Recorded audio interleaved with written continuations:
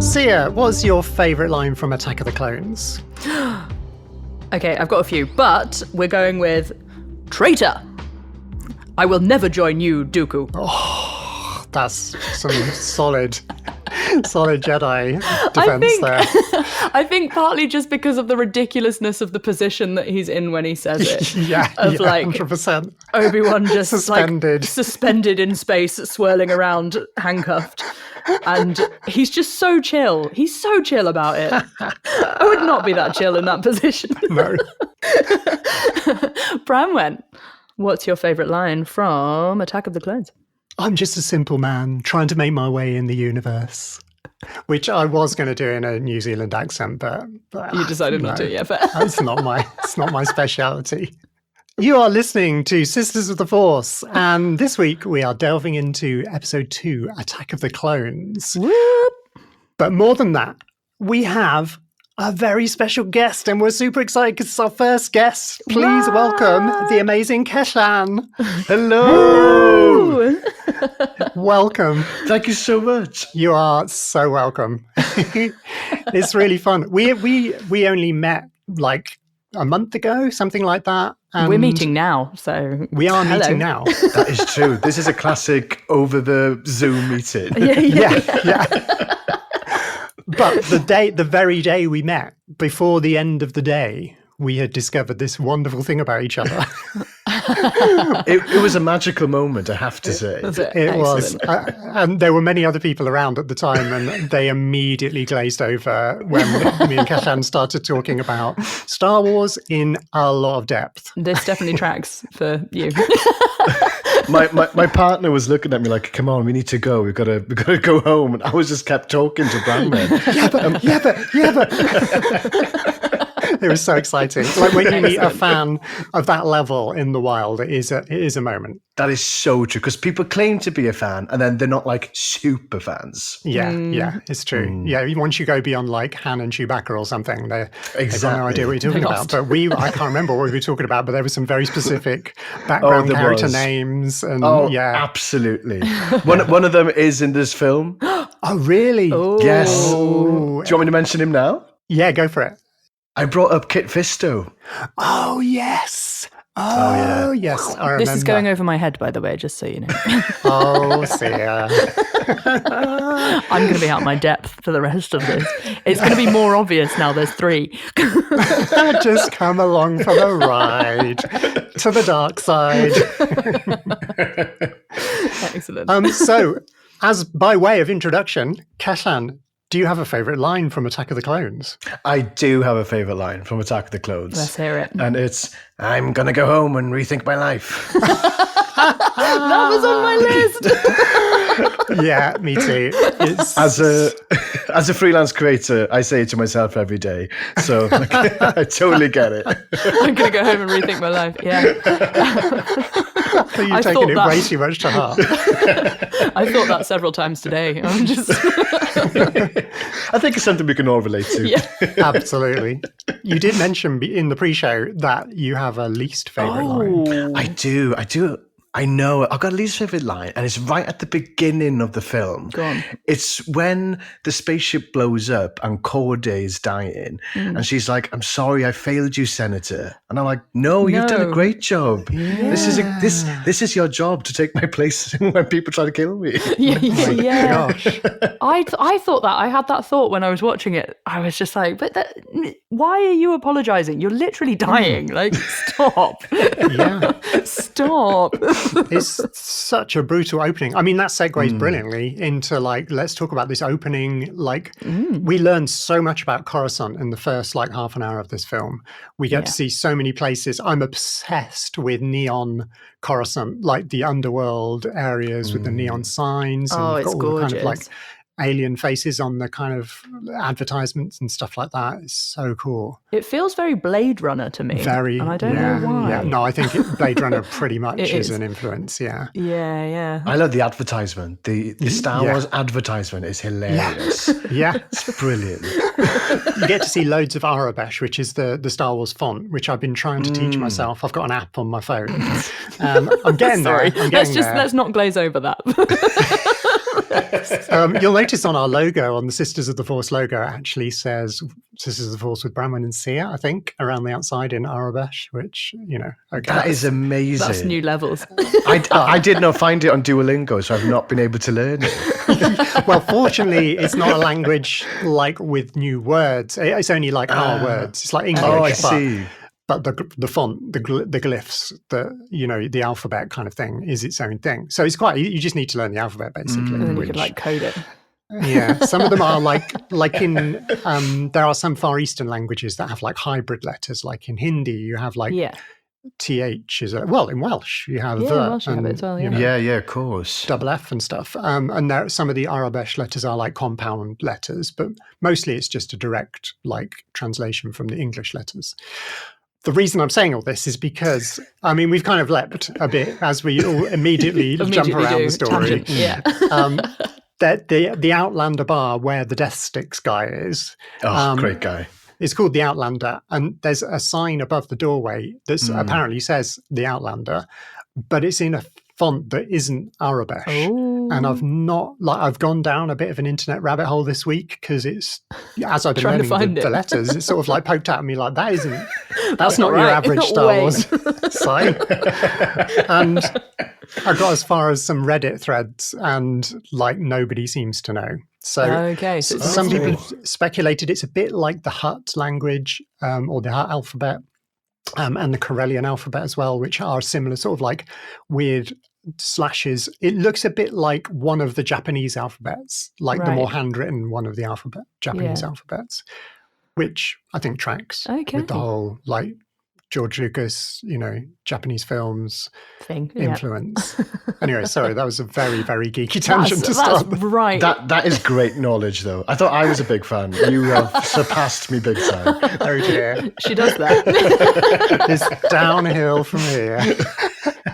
So anyway, Coruscant generally. Does anything else stick out to you in this opening sequence of like, arriving on Coruscant and the beginnings of this plot? So I had a question right off the bat. My first note was, this is dramatic.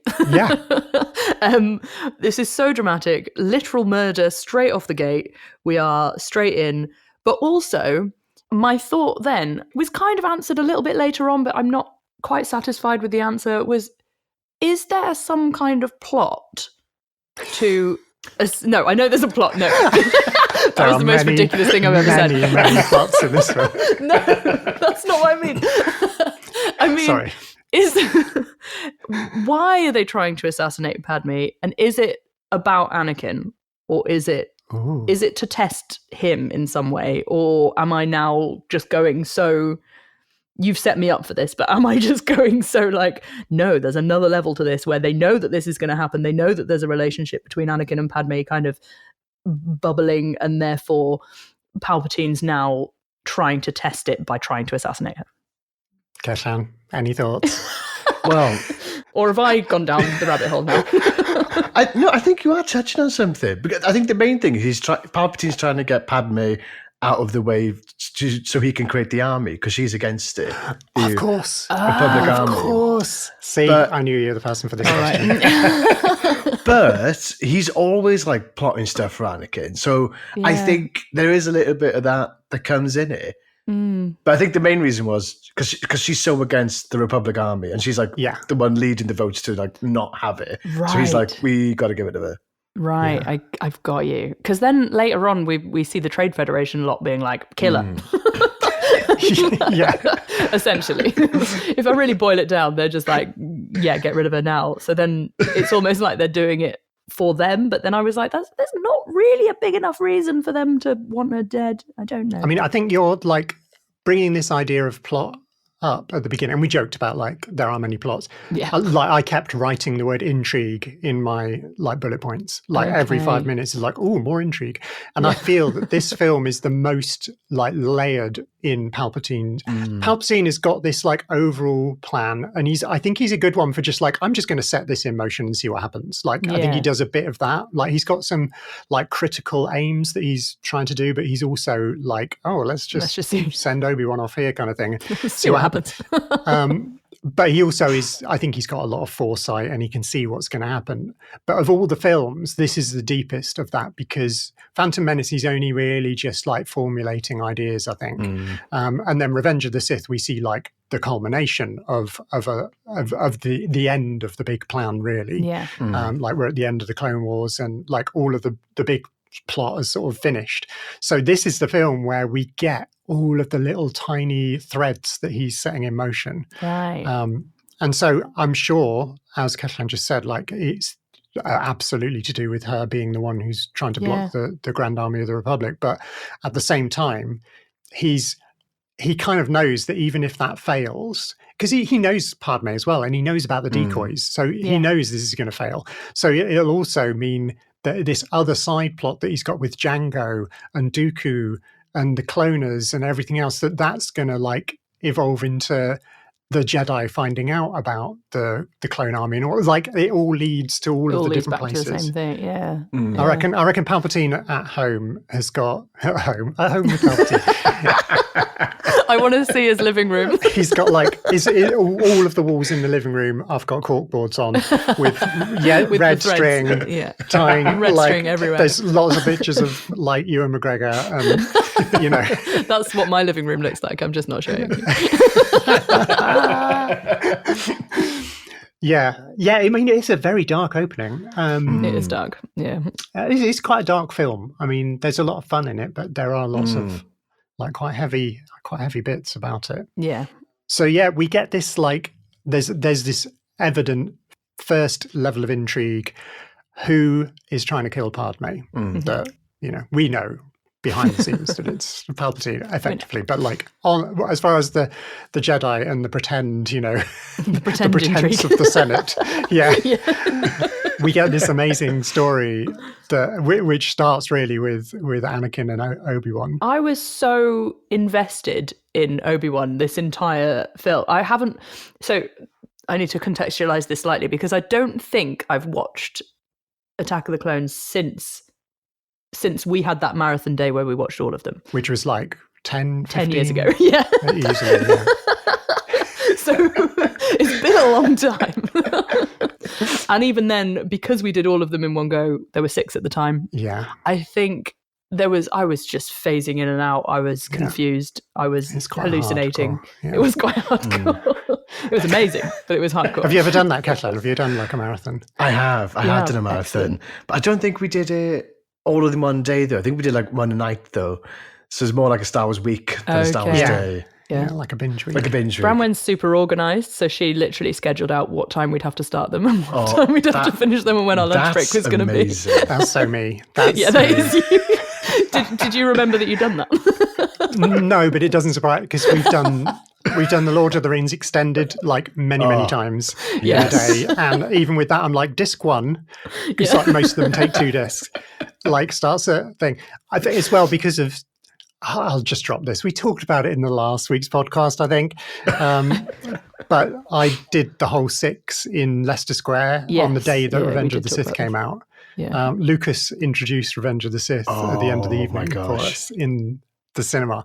And that day, because it was a very, very difficult thing to get tickets for. Like I had 10 browser windows open, and this was like 2004 or whenever it was.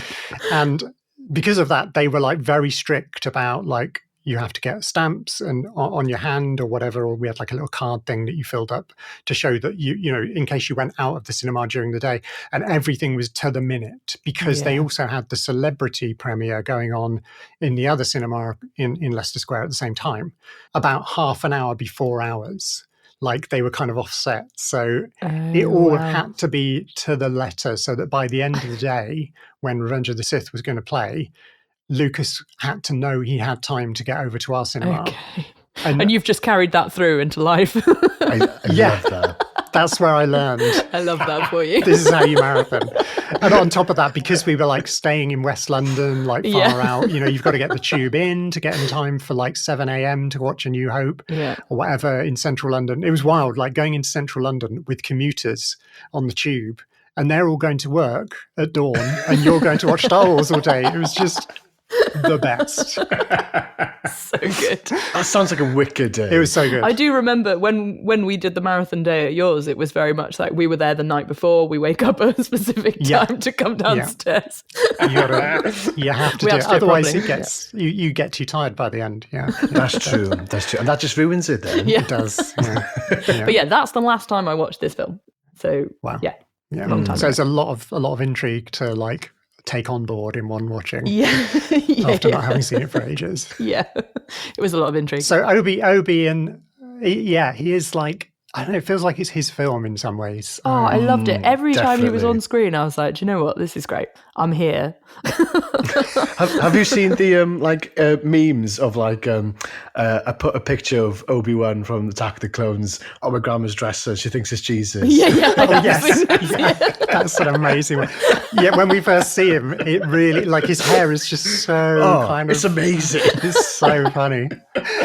There's some great ones of them in the speeder that Anakin takes when he jumps out the window, and we got that whole chase, which we need to talk about.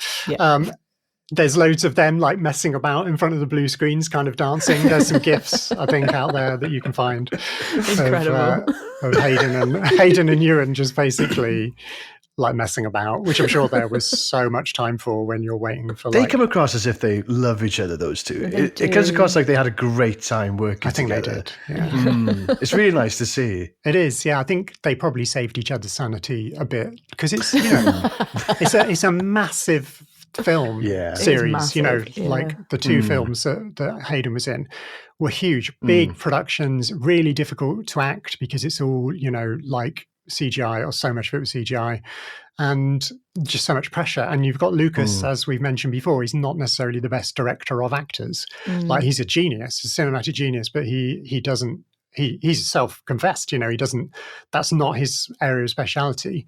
So he's trying to keep his head on all of the tech stuff.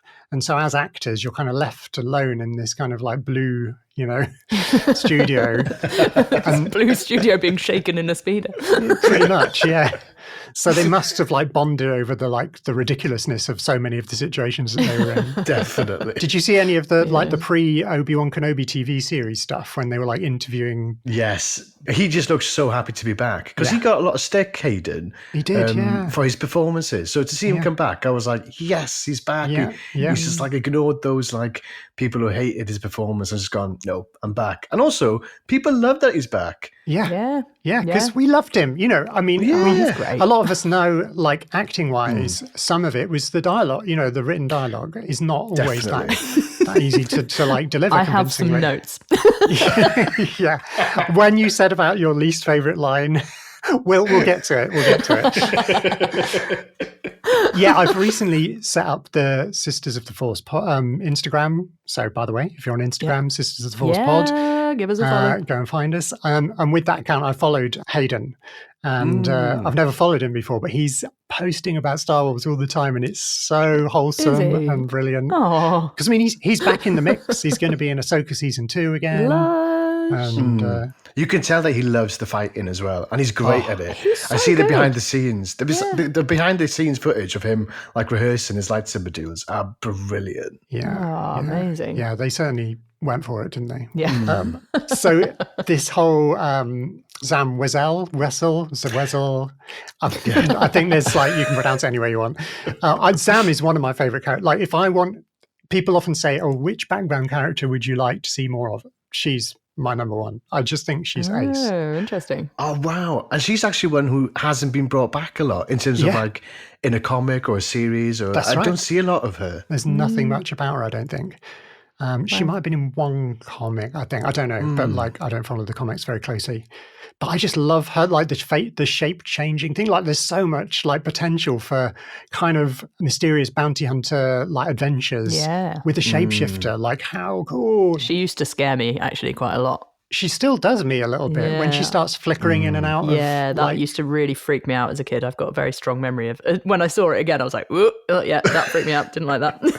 And it's like there's not a lot of actual reason for it in the story. There's no motivation. It's just cool, which is a lot of Star Wars. To be fair, is that My question about her was: can she shapeshift into just the human version, Just the alien version, or can she shapeshift into Other anyone? things. Yeah, I wondered that. According to Wikipedia, she can shapeshift into anybody. So as a bounty hunter, she often apparently she often shapeshifts.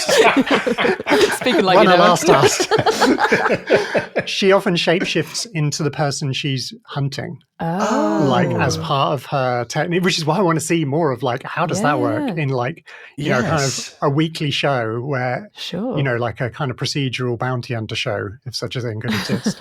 She should have infiltrated the Padme's like apartment by pretending to be Padme or Jar Jar or whatever. Could. Instead of those murder worms. So the murder worms. The murder worms. We went past the murder worms. Have either of you ever heard of a 1950s film called The Tingler? No. It's not a very well-known one. It's a black and white one. I actually had seen it, I think, before, like back in the 90s, or I think either when I was at uni or when I was doing media studies, maybe. Okay. In sixth form. And yeah, it's a black and white sci-fi. Vincent Price is in it as actually a good guy, I think. And yeah, there's this all sorts of things go on in it. It's a fairly terrible, you know, as you can imagine, black and white horror movie. But there are these creatures called the Tinglers, which are what the name of the film is. And 100% they are what those worms are. Murder worms is incredible. I'm not. Yeah. I can't coin that phrase. I can't take it. I heard it on something else. Okay. You could have got away with that then. I know. I'm going to be truthful. You're too honest for your own good. I like Tinglers though. Tinglers is funny. Yeah. I mean, they literally look the same. I mean, well, not exactly the same, but they're like many-legged kind of, you know, centipede-looking creepy crawlies. Yeah, it's worth it. Go and check it out on YouTube. There's loads of clips of it. Okay. It's so fun. Talking about the Tinglers and those murder worms. The murder worms. How the hell did Anakin not chop Padme's head off when he got there? I guess that's the first like inkling we get of like Anakin's incredible skills. Yeah. Because like last time we saw him, he was 10 years old, 9 years old. Yeah. He hadn't learned anything. And then this is our like, here's Anakin. Wow, look at this. Slightly more grown up. It's phenomenal. It's such a Jedi thing to do. Yeah. Just like not use the Force to lift them off, you know, no. But just like leap in with the dangerous cutting laser sword to the woman who you love. Slash away. So they're called Kuhhuns in the Star Wars galaxy. Kouhun. Okay. I only found that out. Do we see them again in other things? No, don't think so. No, not that I remember. No. No. Fair enough. No, they're pretty cool. No more murder worms. I mean, I guess there was only 2 in the whole galaxy. Yeah, that was it. I wonder, like your question earlier about why did she bother with that when she could have just shapeshifted into like a handmaiden? Yeah. Because I think she's just like humoring Django, because Django's like, take these murder worms. Yeah. Use these murder worms. We'll do this stupid plan first. You're paying for it. I don't care. Yeah, fine, whatever. I'll take the murder worms. That's going on my question. list of band names, though. I'm having that. Sorry, Cashan, carry on. Yes. Yeah. Sorry, Cashan, your question. So I was just going to say, what I was confused was that Django's been hired to kill Padme. Django's a bounty hunter, and he's hired another bounty hunter to kill Padme. So why didn't you just do it? Why have you hired someone else? It's the tangled webs of bounty hunter culture. We'll never fully understand. Weird chain of command thing going on. There is a lot of subcontracting. I think it is to do with like retaining anonymity and stuff like that, and like risk aversion. Like Django does not want to be caught because of the whole clone plot. So he's just going to like farm this out to subcontracting. Yeah, that makes sense. Not just tax avoidance. Yeah. Cash in hand job. No, Sam, you don't get money for this. No, they didn't pay. That's not how that works. He's just laundering through other bounty hunters at this point. Before we leap back to the Outlander club, yes. Sports bar. Has anybody got anything about the chase? I mean, the chase is like, oh my God. Wild. Okay. The chase is, we do quite often talk about favorite sound design moments. that's it. Yeah. And actually, I have a least favorite sound design moment in this one as well, which is Oh, really? Yeah. But the vehicle noises are just, they're so good. They're so musical. That whole chase is such a, like, it's got a score in it as well, but actually what makes it even more musical is just the different vehicle noises happening. It's lush. And knowing that Ben Burr, I think Ben Burr, I don't notice if he edited this one. He edited Phantom Menace. Yeah. But I think he edited this one as well. And so he's got that, like, his head is in the sound design. Yeah. And Williams is like, he composes with the sound in mind. Like, I think they kind of cross, they collaborate bridges a little bit. in that sense. Yeah. Sure. Because in typical Ben Burtt style, like, all of the ships, all of the speeders will have like a slightly different sound. Yeah. And so you get this like chorus of ship sounds. So good. So we get to the bar. Yeah. Which we still don't know the font. If you do know the font, send us a message. We mentioned, I think last week, about the fact that on the screens in the background, there's some pod racing going on. Which I was vindicated when I watched it. I was like, phew, I got that right. It does, but there's also various other sports which I didn't. There's a pitch, like kind of like a match type sport going on. I don't know what that was. Didn't notice that. Was it droids rolling around or something? Oh yeah, I thought that was a race. Was it a race, like a droid race? Oh, it could have been. Race. Yeah. Droid race. And then I noticed for the first time, and I had to look it up to check. Ahmed Best is in the background. In one shot. So he now plays 3 characters. He plays Jar Jar, as we know. Yeah. He's got this little cameo, and apparently the character's name is Ahmed Beck, which is very much like his name, but in Star Wars-ified version. And then he plays Kelleran Beck, can't remember his name, who's the Jedi who rescues Grogu. Oh, spoiler for Seah, because she's not seen all of... dun, dun, dun. Anyway, he's got another character in this continuing it's all right, Star I won't Wars remember. universe. So he's there briefly. Okay. I noticed that there's a lot of... Well, it obviously worked the other way around, that Canto Bight from The Last Jedi, that big scene in the casino, the fashion and the hairstyling and everything is really similar to this bar. So... there's probably a similar, I don't know, this is like 50 years before that or something. So maybe things go in cycle fashion-wise in the Star Wars galaxy as they do here. But it did feel a lot like Canto Bight. There's like a lot of big hair, almost 80s kind of vibes. And I think that's what's also making it feel quite Blade Runner. Because 100%.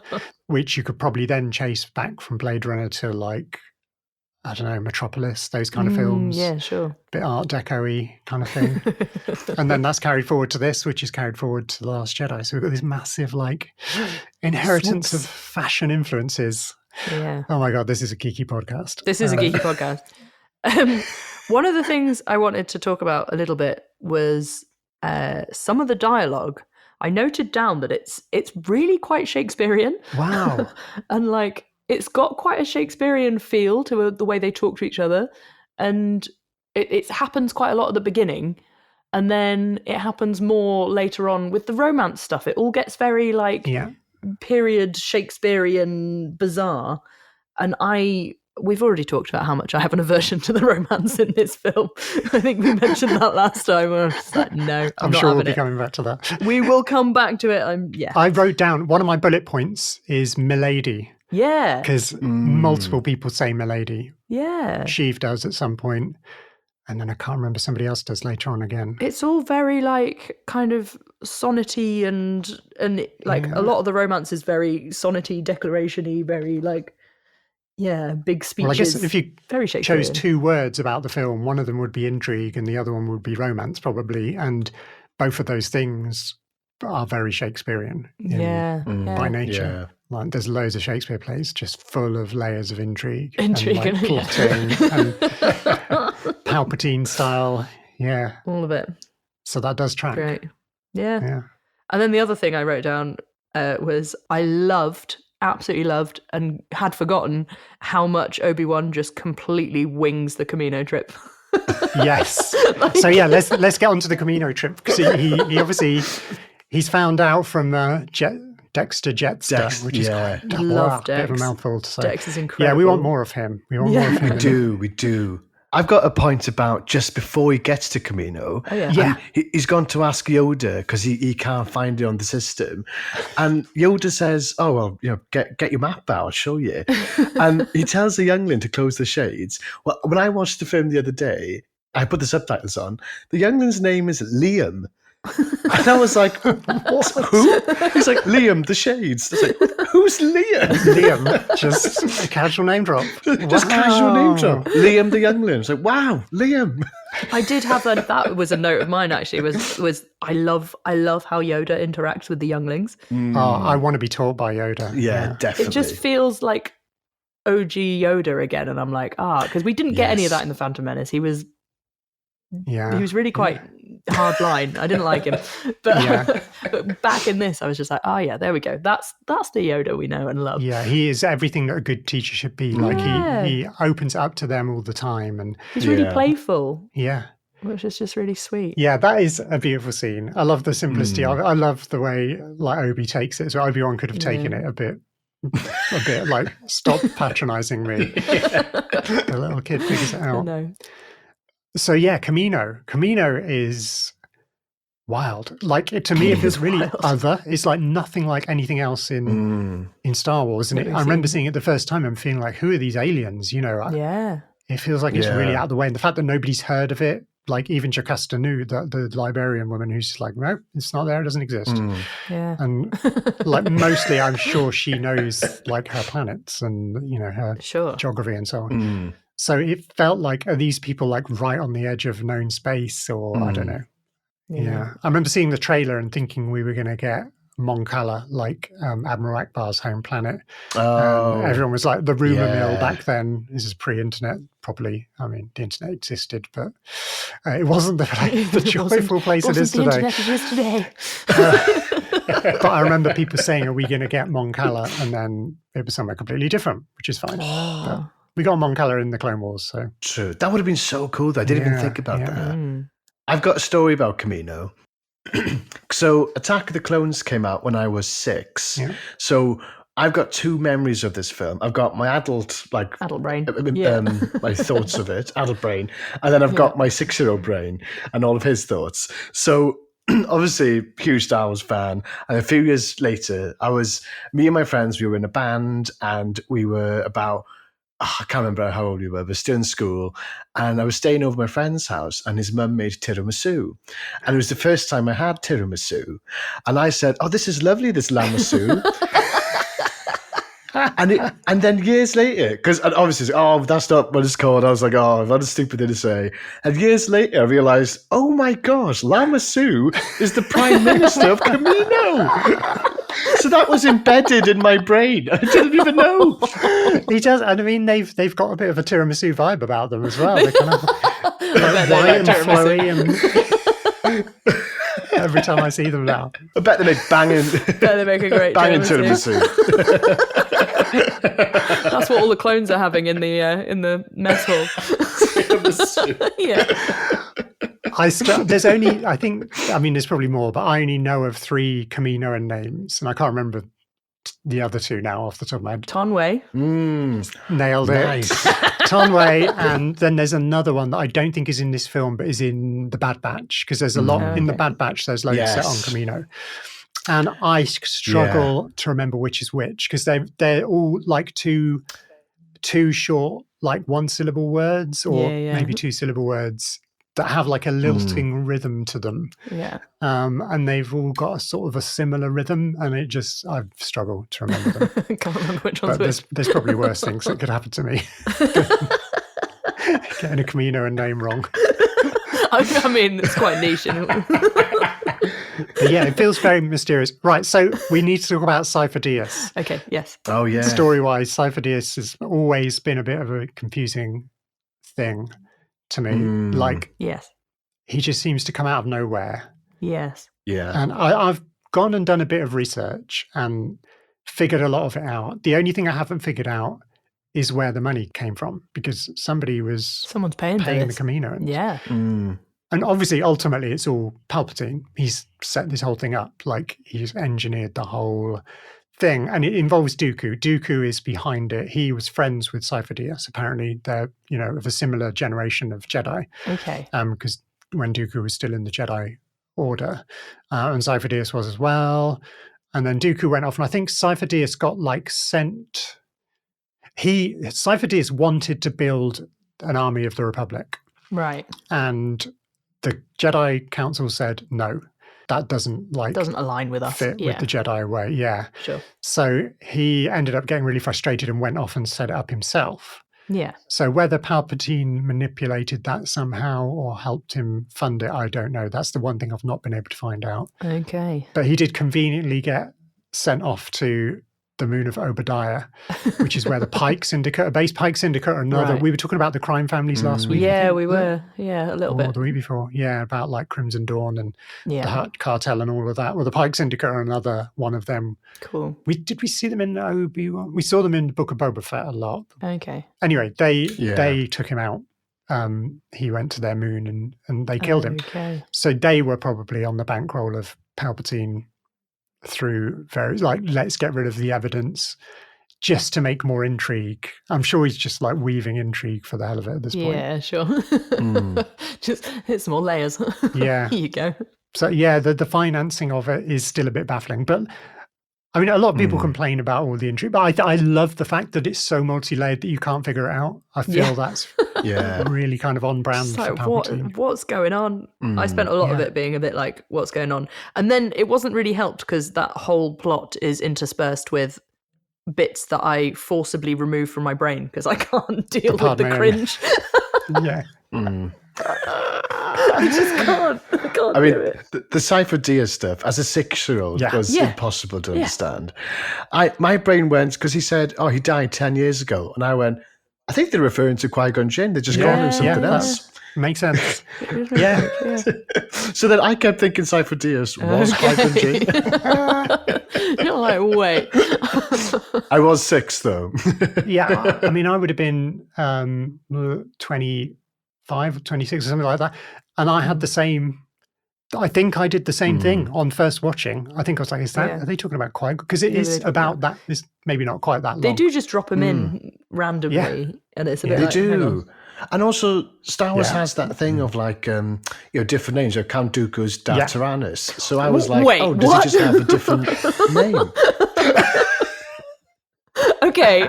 Yeah, his Sith name is Tyrannus, which more intrigue. Django says that to Obi-Wan. He says, I was employed by Tyrannus. Oh my God. Okay, well, I didn't know. I'll make that connection. I don't think that's ever explained in the film, that Dooku is Tyrannus. No. Or it's not like they don't say it out loud. I don't think they do. Yeah, because no one calls Dooku Tyrannus in the film, do they? Oh, no, Palpatine does right at the end, in that scene in the industrial district. Yeah, I think he does maybe call him Tyrannus there. I can't remember. You might be right. Because I feel like I had a feeling of in that last scene of that's who we're talking about. It went completely over my head. Yeah. That's funny you say that though, Kathleen, because we've been talking a lot in most of our, not a lot, but we've mentioned it in a few of our episodes, how lots of things in Star Wars have multiple names. Yeah. Which, double names. I mean, and this is a particular thing because it's like a Sith Lord having, their original name and then their Sith name, which is a thing that we know. Anakin Skywalker, Darth Vader, Darth Sidious, Chief Palpatine, that is a thing. But we've been talking about it in terms of droidicas. Yeah, so droidicas and people destroyers. couldn't destroy us. Yeah. And some weapons as well. Yes. Yeah, the Tuscans and the Sand People. Yeah. Oh, yeah. I really love all of that. I mean, that doesn't relate to the Darth Tyrannus stuff particularly, but it does imply this kind of sense of realism. And I think the deep intrigue and the way they just drop something in without ever referring to it again is very Star Wars as well. Obi-Wan in A New Hope saying, I fought with your father in the Clone Wars. Looking back now, of course we know all of that. But when that film came out, nobody had a clue. And we were just like, wait, what? What's the Clone Wars? Will we ever find out about that? It drops so much stuff in that it's just it kind of casually, yeah, of course that happened. And you're like, Yeah. as a viewer, you're like, wait a second, we haven't heard anything about it. It gives you a sense of realism because Yeah, life for is kind of sure. like that. You know, Yeah. it's like Yeah, that's true. some science fiction and fantasy films, they'll only tell you the stuff you need to know about, which is cool because, you know, it probably makes for a more streamlined, accessible film. But Star Wars, it's all about the just background doesn't care. stuff. It just does it. Yeah. Just give us all of the character names, you know. Sure. Okay, well, I've learned something. Yeah, Darth Tyrannus. That's one of the best Sith Darth names. Tyrannus. That is a good Sith name. I've heard that name, but I just never made the link. It makes me think of thunder because thunder in Welsh is Tyrannai. Excellent. Yeah, so I always think of Darth Tyrannus. I always think of thunder. And he's got that force lightning thing. So that's kind of makes sense. There's a bit of Star Wars in Welsh. Yes. Love that. Love that. That is what we're here for. I wonder if like a Tyrannosaurus Rex name comes from maybe it has Celtic origins or interesting. Right, got any Darth Tyrannosaurus Rex. got any etymologists that want to come and talk to us? Well, there's tyrant, isn't there? Tyrant as well. Yeah. That's where Tyrannosaur comes back. Probably Latin or something. I had another note about another amazing sound that I really liked was the seismic charges that oh my gosh. that Jango Fett tries to get Obi-Wan with. They sound incredible. I think that's the best sound in all of Star Wars. It's a good one. I've heard that said. I've definitely heard that said. It's amazing. It's such a satisfying sound. I loved it. That whole scene I really liked, actually, from fleeing Kamino and like him chasing him through the asteroid field. Had some great dialogue. I really enjoyed. There was a little evil child laugh from Boba. Yeah, he's like, mate, menace. You're horrible. Such a nasty kid. Yeah. And you're like, you kind of get it because you can see who his dad is, but also like, what is happening? I mean, like as somebody who, you know, you've seen Slave One in Empire, and it's a weird looking ship, you know. It's weird. It is weird. But we haven't seen very much of it. So to get to see the cockpit and like how Boba's like sitting back in the seat and like we get to see more of that in the Mandoverse coming up. And like the way it kind of all rotates and stuff is so cool. Such a brilliantly designed. Cool. It's a mad design. It's a crazy design. In a good way. You're just like, like how you had to drop that in. It is, yeah. I was also wondering about Obi-Wan's ship at that point because it's got that big ring around it that he just detaches from occasionally. What does he do with the big ring when he's not using that? It's a hyperspace ring because his ship hasn't got hyperdrive. It's only a little fighter. Okay. So you go into the thing. It's a bit like a booster rocket, you know, when rockets take off. But where's he storing that when he's? It just stays there. It just floats. Stays there. Yeah, and then when he wants to, he'll come back out of the atmosphere, find it again, and hook up to it, and then you can hyperspace back to wherever else you want to go. Yeah. Okay, that makes sense. Very cool design.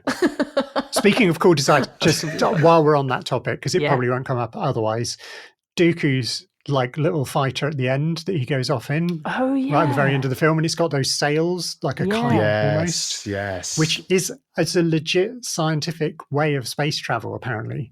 Like they're talking about using it as a way, like it's a really fuel efficient way of getting interstellar, you know, traveling interstellar distances. Wow. In fact, I think in the film Interstellar, they might even talk about it. Like it's, using the rules of physics and stuff, because once you're moving in space, you don't stop. So it's a bit like a hot air balloon. You just kind of like use the momentum of it, and then it just carries you indefinitely across huge interstellar distances. Yeah. That's cool. Geeky. More geeky. Yeah. Actual science in Star Wars, which mostly Star Wars just forgets science. Like if we had real science in Star Wars, we wouldn't have the seismic charges sound. So. I know. And that's rubbish. So that is true. We love sound in space. We do love sound in space. So I had another question. Yeah. And this is a question about Owen Lars, because we go back to Tatooine. Oh yeah, we're doing like the back and forth here, aren't we? Yeah. So we go back to Tatooine and we meet Owen Lars for the first time. Yeah. And then my question was, he's the master of C-3PO at that point, but then obviously he re-meets C-3PO again in A New Hope. Does he recognize him? Well, there's a lot of protocol droids out there. Oh, I suppose. I think we're just led to believe he doesn't. people ignore like it's a People bit ignore like that I used bit, to have a Ford Fiesta or whatever. Yeah. Yeah, fair. This is a slightly different Ford Fiesta. I mean, that's a valid point. There's a lot of speculation about R2 and 3PO and what they've seen and what they remember. Yes. Yeah. Like, I mean, 3PO suffers way more memory wipes. I think R2 has managed to avoid memory wipes for many, many years. Yeah. But 3PO does say something that suggests because he still remembers Anakin, doesn't he? So he's not had a memory wipe since. He remembers Anakin when he comes back. Anakin made him. But then in the meantime... But he definitely gets wiped in Revenge of the Sith.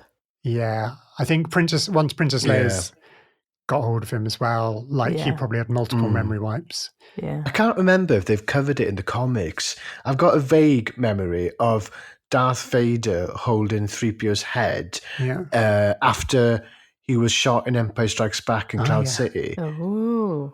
I can't remember. You'll have to Google it. But I feel like they covered it kind of, that he did be like, oh, it's you. Wow. That's... Yeah, if I'm wrong, I'm so sorry. No, that's deep. That is deep. Deep lore. If that isn't a comic, it should be. That's serious. Yeah, that's deep. Yeah, I mean, as far as Owen goes, Owen is not a droid kind of a guy. No, that's true. So he would just see it as a tool, and one tool is very much like another. And particularly a protocol droid, it's not his area of expertise. Beru would possibly be more likely to, but she probably never even met 3PO. No, she's there as well. But I mean... in the set of the New Hope. In no, probably the New not. Hope, because she didn't make it. No, to the point where she actually got to see the droids they just spent all the money on. Yeah. Oh, gosh. Too soon. That was hardcore. I did also have my favourite music moment also happens on Tatooine. Does it? And it is when Anakin's on the speeder to go and find Shmi. I think that piece of music. That is a great bit. Cinematography, like, I love that. That's good. Love that scene. The sunset behind him as he flies through the canyons. I've got a note about that, actually. It sounded like Duel of the Fates a little bit. Yeah, it does a little bit. Is it Duel of the Fates or just... Not quite. They do. Right. I mean, there are themes popping up all over the place. I've got some bits later on about where they've reused different themes at different times. It is quite Duel of the Fatesy though. Oh yeah, but I don't think it's not as like texturally huge as Duel of the Fates is. No, right. But it's like a stripped back version. Yeah, okay. Yeah, that's what I got. But it is getting quite dark, and it's like, oh, here we go. That's the only way I can describe it. We need to go back for my favorite music bit. We've gone past it. Generally, I do love the love theme, the Padme and Anakin. I think I've heard it a lot because they use it all the time in the audiobooks. Yeah. So I'm kind of constantly hearing it, but I do love it. But a particular iteration of it is when they're back on Naboo, which I need to talk a bit more about Naboo actually, even though it's some of it's a bit hard going. There's the bit where they're on the veranda looking over the lake, and we get my least favorite line in the film, which I think is a fairly common least favorite line in Star Wars. I don't like sand. Yeah. Okay, Anakin. God. Thanks. And the whole bit that it leads into. But anyway, at that point when he touched it, do they kiss? I think, and then they do. Yeah, and then the music does like a record taking the needle off, kind of almost like a needle scratch. It's like we're just getting into the strings of the love theme, and then he just goes, it's so good. We don't need to stay on that bit, but I do want to shout out to Padme's dress in that scene, because I had a note about her dress. I was like, but why is she suddenly dressed like an Elizabethan maiden? What's going on? I don't know, and I don't care. It's gorgeous. It's like pastels.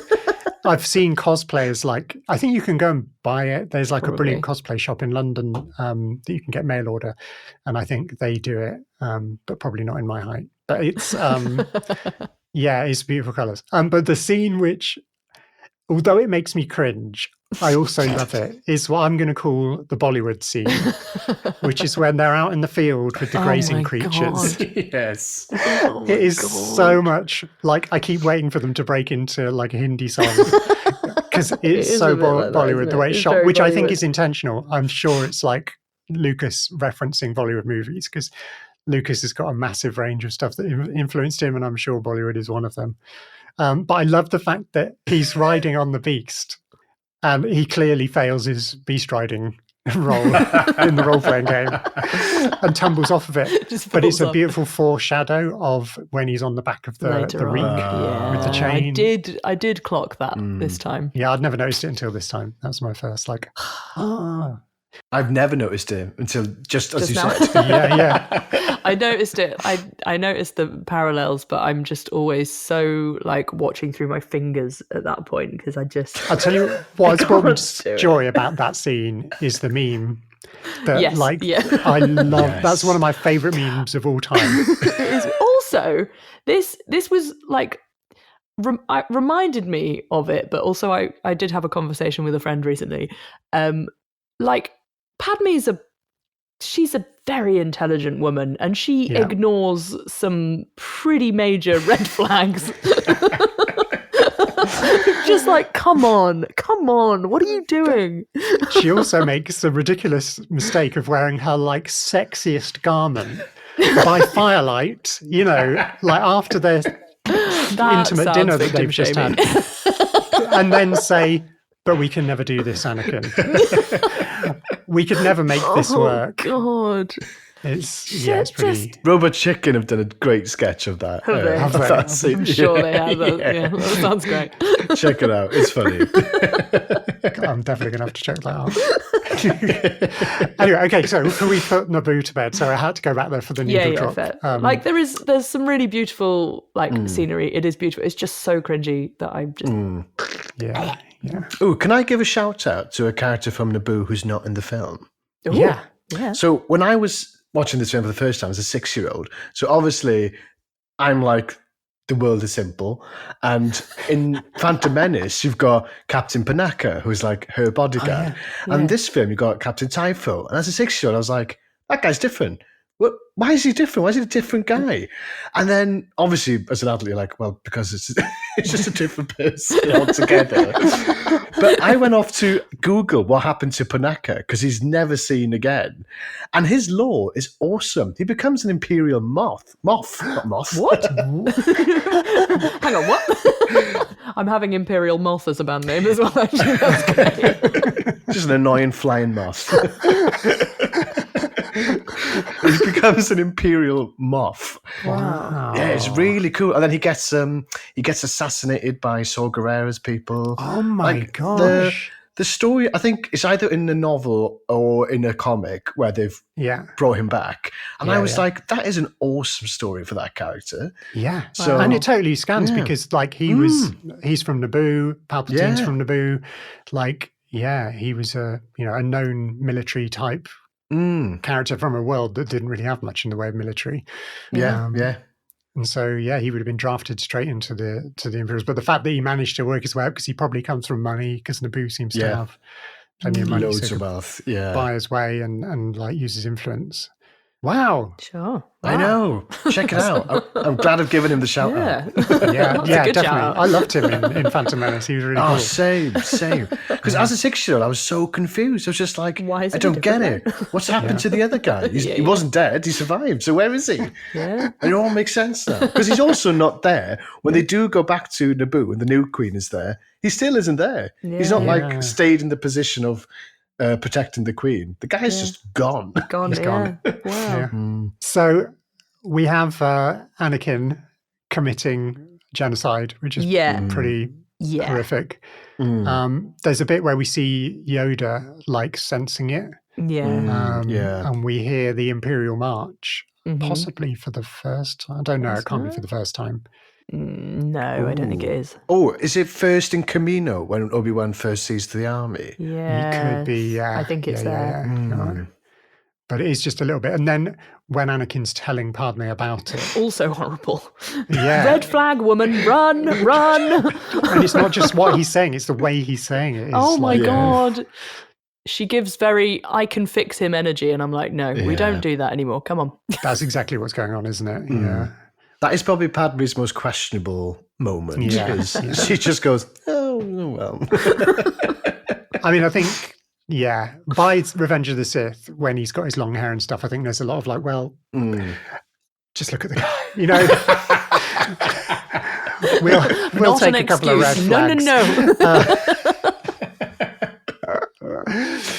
But when he's telling that story about, you know, not just the adults or whatever it is, we're hearing not just the men, the women, the children. Yeah, that's the one. We hear the Emperor's theme, like the choral, which is really sinister.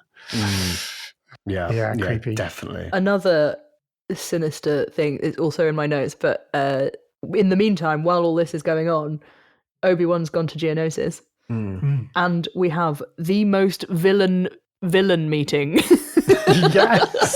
Yes, that I have ever seen.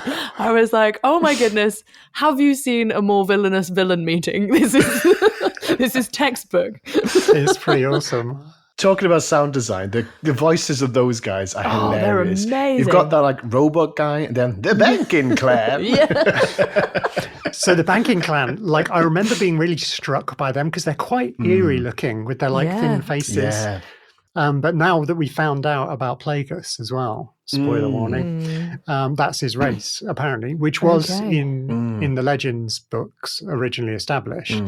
But they have carried it forward, which we'll probably get to at some point. Wow. It's now canon that he was a moon, which I feel, you know, my surname nearly is the same.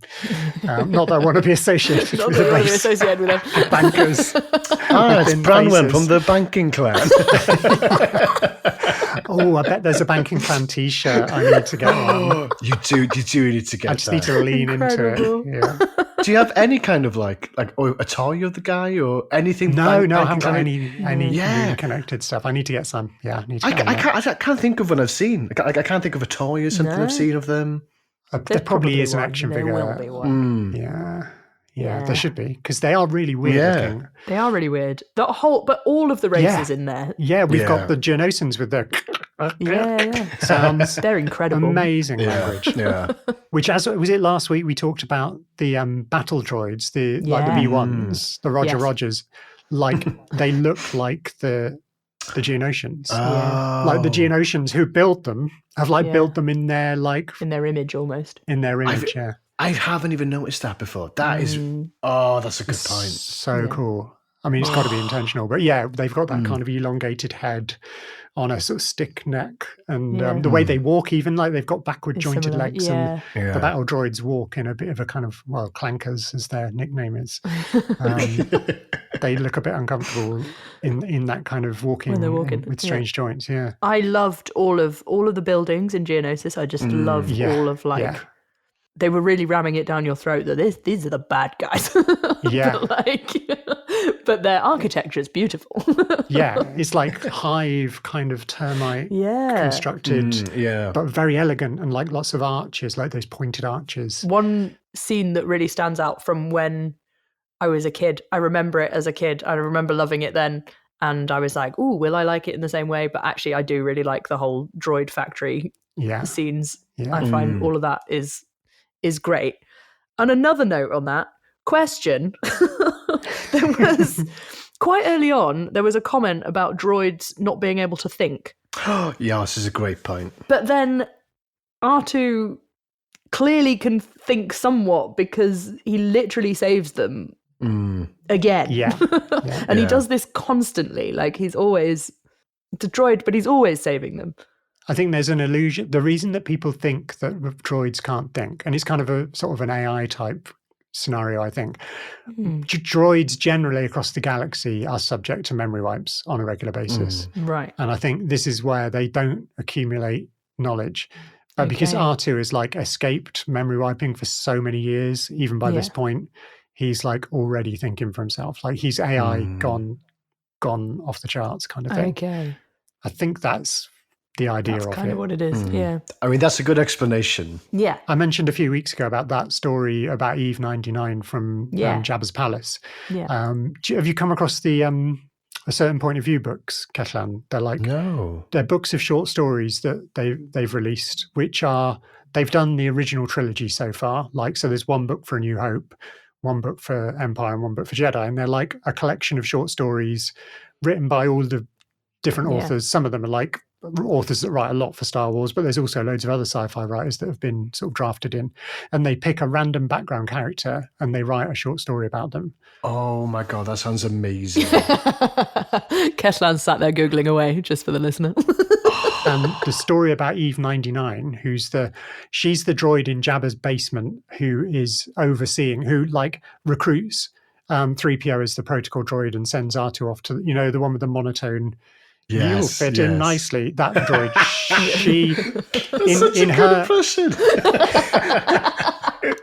in her like A Certain Point of View backstory, she figures out that, I don't know if it's R2 or 3PO, hasn't had their memory wiped, and she's like, you've developed personality and like memories.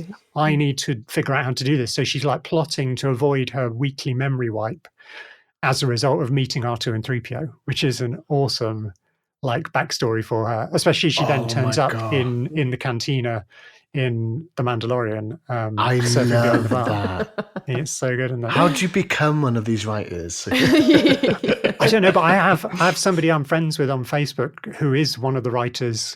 What? Like, she's an amazing like sci-fi writer from San Fran who, I met through like the trans community. But then the other day I was listening to it and the audiobook, and it was like such and such a story by Charlie Anders, and I was like, what? When you find out something that like, I know somebody who's created something that I'm listening to and it's now part of my world, like my inner world of Star Wars. Oh, I would love that job. Yeah. Amazing, isn't it? Yeah. I have a Star Wars TV series that I'm writing for my own pleasure. Yeah. And excellent. So to become any kind of writer for Star Wars would be a dream. Yeah. Oh my gosh. Yeah. Dream it, do it, I say. Just keep doing it. Just do it. There's no reason why somebody's got to write them. Yeah. Somebody's got to. The shout out I'm going to give to the background character who could have a story. He's not even seen, he's just heard of. Padme says about Paolo, the guy she fancied as a 12-year-old, who became an artist. I want to see that guy. He must. Right, I was going to bring this up as well. We did mention it again last week. There is a trilogy of books called the Queen's Trilogy. Queen's Shadow, Queen's Peril, Queen's... can't remember what the last one is. And they're about Padme and her handmaidens. It's more about the handmaidens than anything. And the middle book, I think, is like a flashback prequel to the other two. So like you're introduced to like the situation where Padme is now a senator and her handmaidens are like still working for her, I think. And then in the second book, we go back and we find out her as a kid. So it could be that Paolo might be in it. I have listened to it, but I can't remember whether he came up or not. More research needed. Yeah, I'm going to need to re-listen.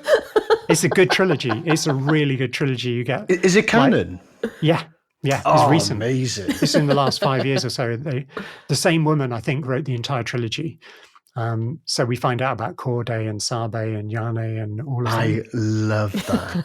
It's really good. You've got homework. I want to know if Paolo is a successful artist. Yeah. What happened to Paolo? Where's his art? Where can I get it? Probably designed half a feed, he's like either that or maybe he designed the lake dress. Maybe. Who knows? Maybe.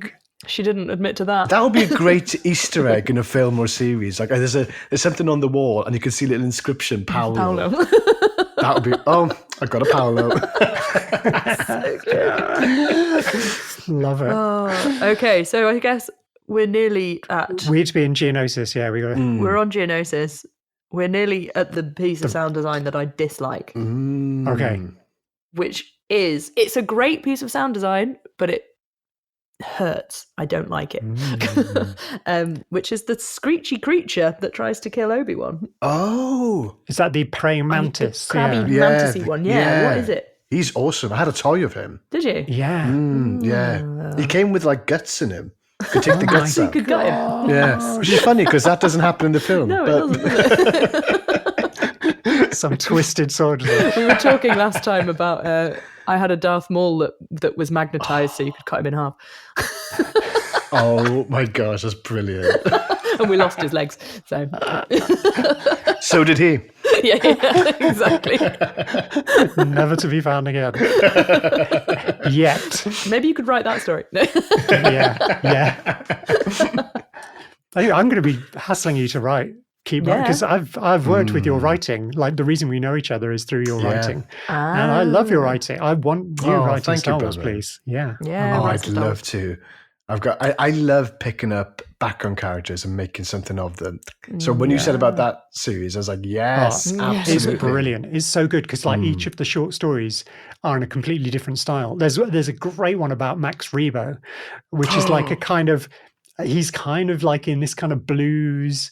It feels almost like a kind of speakeasy early 1900s in New Orleans, like gangstery. It's amazing. Like they're all very different stylistically to suit the character. And is it certain point of view is that series? And then the Queen one was a totally different series? Yeah, the Queen one is like just a separate series, just a trilogy about the handmaidens. Oh, I see. What was that called again? The first one's called Queen Shadow, I think. Got it. Yeah. That's one of the many. I think it's the first one. Yeah, they're a good trilogy, just as a good trilogy of. It's like young adult novels, so they're quite easy to read, but they're pretty deep and good drama. But the certain point of view are just easy to dip in and out of, and the audiobooks of those are great as well. They've got different readers reading, like most of them. Because some of them are really dark and some of them are really funny, and some of them are really light, and some of them are there's all sorts. It's really, really We've good. tangented. Yeah. I'm going to bring you back slowly, just because Geonosis, the arena. The arena. My question, another question: whose idea was it to try and execute Jedi like this? Because they're probably going to get fired because that's not. No. Although, to be fair, the one who does the best is the one who isn't a Jedi. Yeah, that's true. Yeah, true. Padme is on it. She kills it. She's really Padme is a badass in this film. She's great. Yeah. I love her in this film. She's just always doing something cool. I love her as long as she's not talking to Anakin.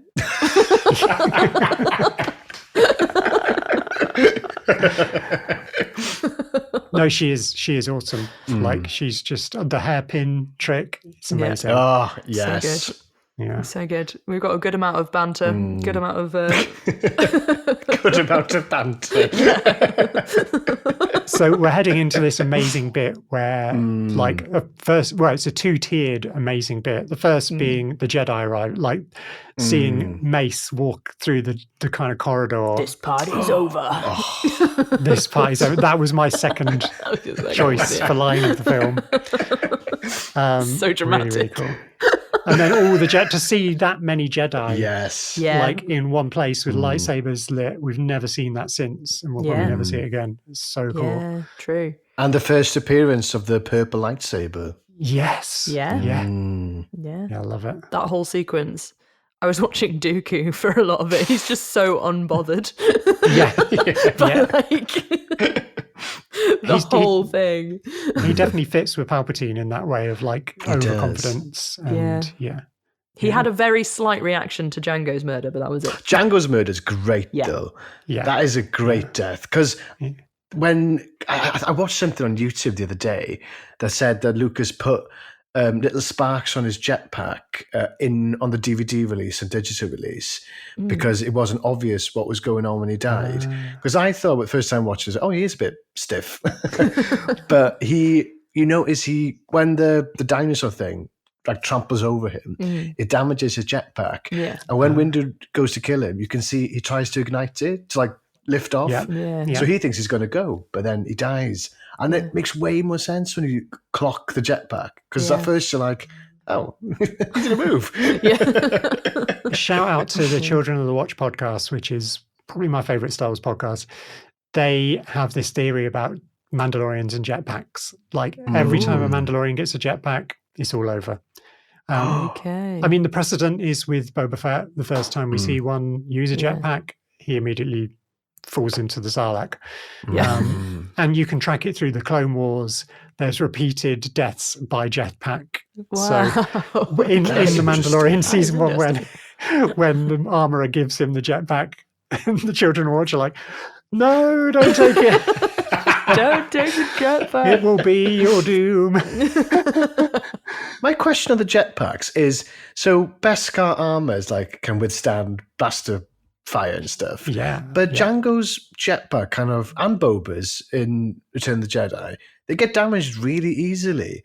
So are they Beskar or are they not? I don't know, because there was this whole debate about whether they're even Mandalorians.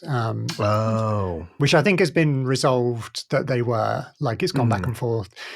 So I think it probably is Beskar, but maybe they've just people got lucky. Like when Han swings the pole thing that he's got in his hand and one of the skiff guards and hits the back of the jetpack.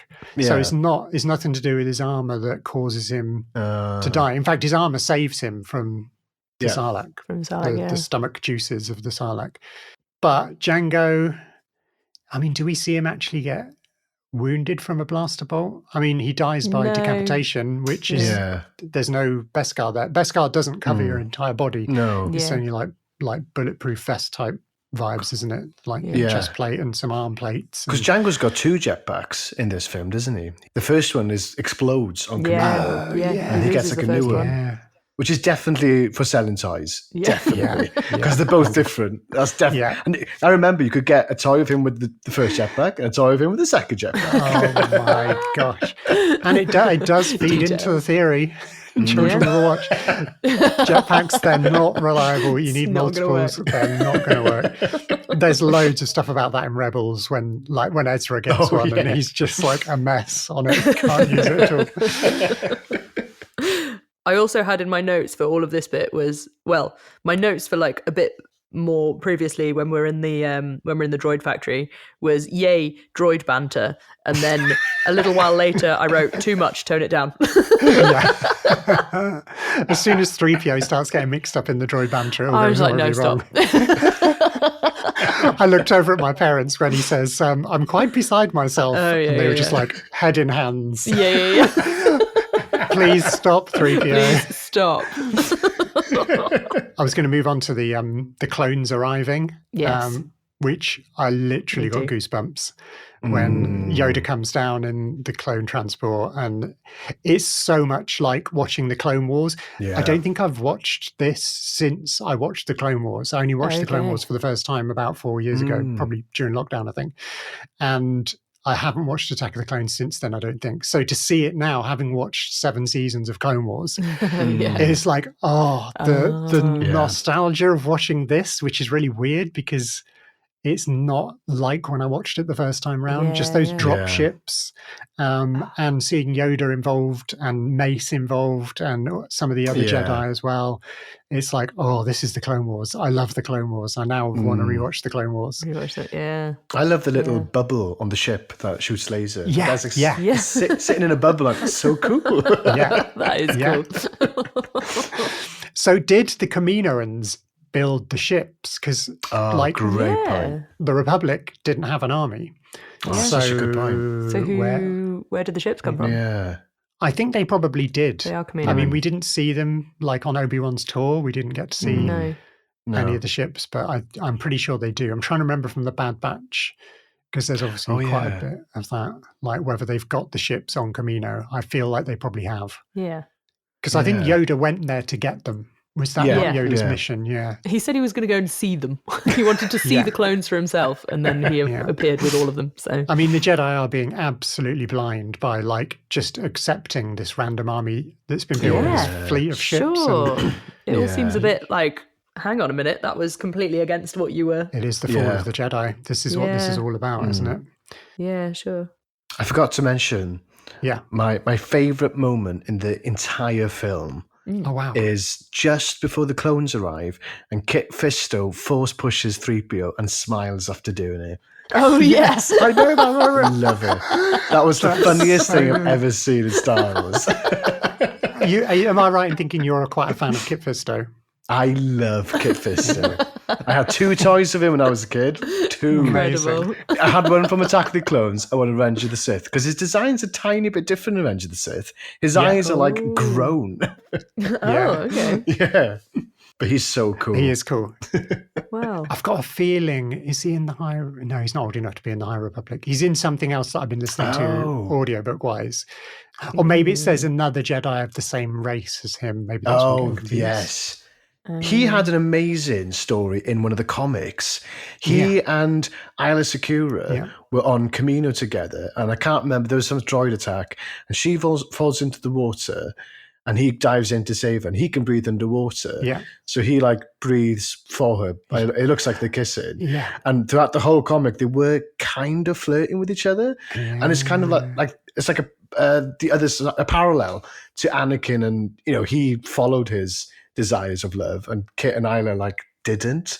And I was like, that's such a cool story of the 2 Jedi who didn't pursue their interest. There's a lot in the High Republic about that. Have you done any of the High Republic stuff? No. It's like a whole series of novels and junior adult novels and kids' books and comics set like 250 years to about 100 years before Phantom Menace. So it's like ancient history. The Acolyte TV show is like right at the very end. It's right at the end of the High Republic era. And there are 2 Jedi, the main 2 characters in the whole series. It's massive, and it follows different characters, and like the kids' books follow different characters to the adult books and so on. But there are 2 main characters that are like in love as Jedi, and they kind of figure it out, and it kind of works. I mean, there is a resolution to it at the very end of all of it, which I won't spoil because it's quite a significant part of the overall story. But it's really interesting. They've obviously decided, the story group, we need to explore this idea. Like, why do the Jedi like restrict attachments? And what constitutes an attachment? It's very tricky. So we get this whole Clone Wars vibe. There's a load of smash zooms, which are like where the camera zooms in really fast. We see one in The Force Awakens when Rey is flying the Falcon for the first time, and it flies into the kind of wreck of a Star Destroyer. And we get like a kind of crash zoom into it, which I loved when I saw Force Awakens, and I'd forgotten that this is where they originated. Where they come from. This whole like battle sequence, and we keep like seeing a wide shot of the battlefield, and then the camera like zooms really quickly into one of the dropships. One specific bit, just like on whoever's, whichever group of clones and which Jedi they're with, kind of thing. What they're up to. Yeah, it's really cool. It's really exciting to look at. Kind of I think I was quite overwhelmed at that point because it's such a long film. I'm just like, oh my god, I'm starting to just feel quite overwhelmed, and I'm not sure what's going on anymore, and I'm not sure I can follow it anymore. But that might be more about my mental state when I watched it than. No, there is a lot. It's one thing. This has about 3 endings. Yeah. It just keeps going. I did also have a note about lightsaber drama, good lightsaber drama. This is something we've been tracking as we go. And we've got multiple tracking stuff that we've discovered, and one of them is the kind of agility of the lightsaber duels. There's some great ones in this. So are we into Dooku and Yoda, or Dooku and the guys? It is a classic, the Dooku Yoda lightsaber battle.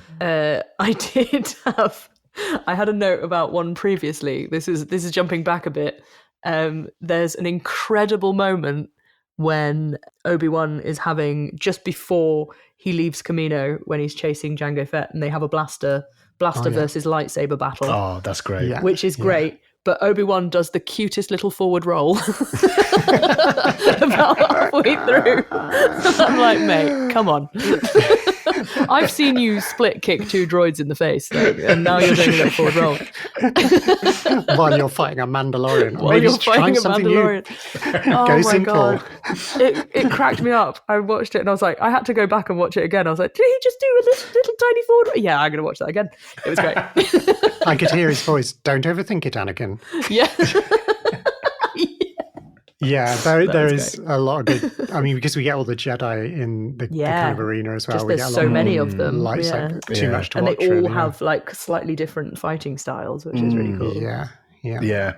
I owe Dooku an apology. Ooh. Oh, really? Yeah, because I wasn't able to appreciate the character until I was older. Yeah. Because as a 6-year-old, so my favorite character in Star Wars of all time is Darth Maul. Yeah. And as a 6-year-old, I was like, we've got Vader in the originals. We just had Maul, who was the coolest character ever. I can't wait to see the villain in this one. And when you just see Dooku, you're like, oh, it's just like someone's granddad has turned up. And I remember being really disappointed about it. But Christopher Lee is a legend. Yeah. And it's not until I was older that I was like, actually, Christopher Lee and all the like history of Dooku is actually really cool. Yeah, so amazing. I do owe Dooku a big apology. Okay, there you go. You've made a public I'm sure apology. Dooku is out there appreciating it. He is awesome. I just love that it's just like Christopher Lee just doing his thing. Yeah.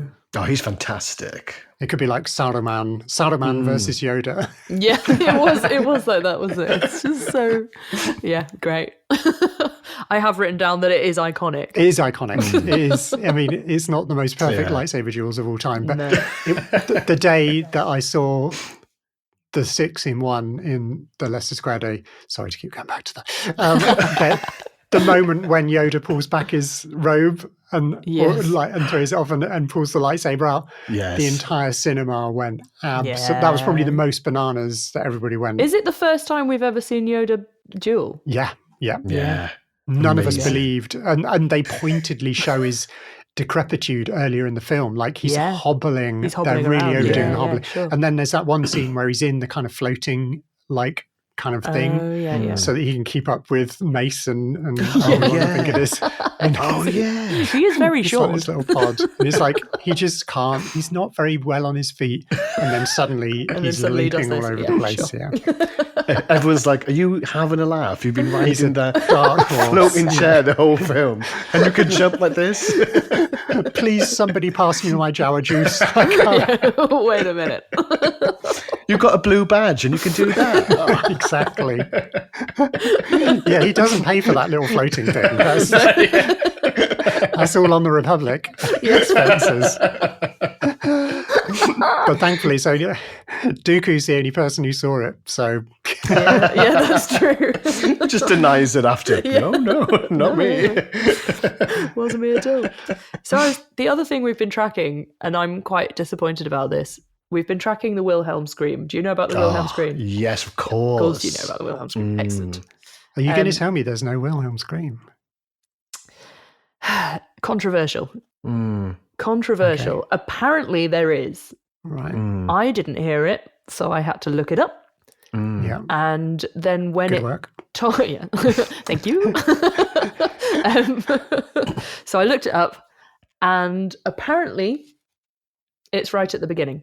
Oh, is it when the spaceship blows up? Yes. But I listened to that. I listened to it so many times. It's not the Wilhelm scream. It's a scream, but it's not. Yeah. It's not the right scream. It's similar. Yeah, but it's like not different, because I almost wrote that down as a note. Oh, the Wilhelm scream early on, but I was like, no, it's not quite the same. Not quite it. Yeah. So controversially, Perhaps this is an Easter egg, is that there isn't one. yeah. So it kind of, but that's what the entire internet says that it's there, and I was like, but that's not it. Okay, I'm going to go listen. Go listen. If you're listening to this and you follow us on Instagram, come and send us a DM and tell us what you think. Or So tell us if we'll it's do a post actually about there. it. We're going to do a post about it. Controversial Wilhelm screams.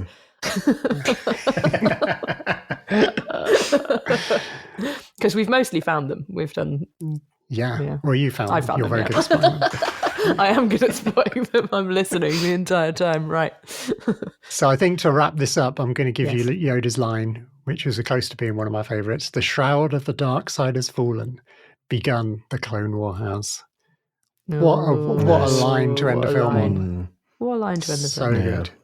That's much better than the wedding kiss, which I had a note that was unconvincing. Yeah, that's the very last scene. The wedding isn't it? scene. But, So unconvincing. yeah. Oh, yeah. Because it's a mirror of the end of Empire, isn't it? With Leia and Luke and the two droids. They're almost framed the same. The same way. Yeah. Amazing. Oh my goodness. What a ride. Well, Keshan, you've joined us on our biggest marathon yet. Oh, this has been the best time ever. Oh, good. Please come back. We've got a lot of Star Wars to talk about. I'd love to. Please get me back. And I hope I've come up with good stuff. Oh my gosh, it's been amazing. You've been a joy. Thank you. Yeah.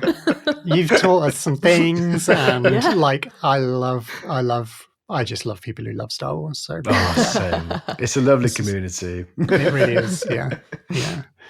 Yeah. Well, thank you so much. And thank you for having me. It's a pleasure. Thank you for listening, everybody. And like I say, hit us up on Instagram.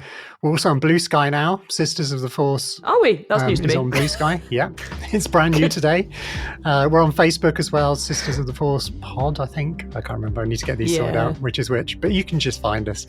And yeah, next week we're going to break down Revenge of the Sith. And we've got another special guest who I'm very excited to meet. So it's going to be a good one. Thank you, and we'll see you next time. Bye.